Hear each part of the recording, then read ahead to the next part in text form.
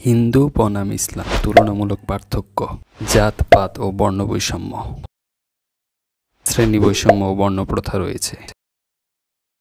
ইসলামে বর্ণপ্রথা নেই, ধর্মগ্রন্থ থেকে প্রমাণ।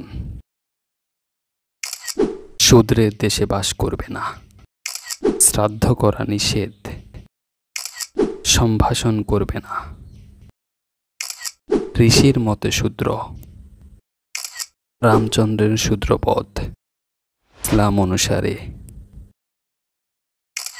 মানবের সৃষ্টি একই নারী পুরুষ থেকে। আরব অনারব সাদা কালোর কোনো ভেদাভেদ নেই। কর্ম অনুযায়ী মর্যাদা। আল্লাহকে যে বেশি ভয় করে সেই অধিক মর্যাদাবান। কাজ অনুযায়ী ফলাফল, জুলুম করা হবে না।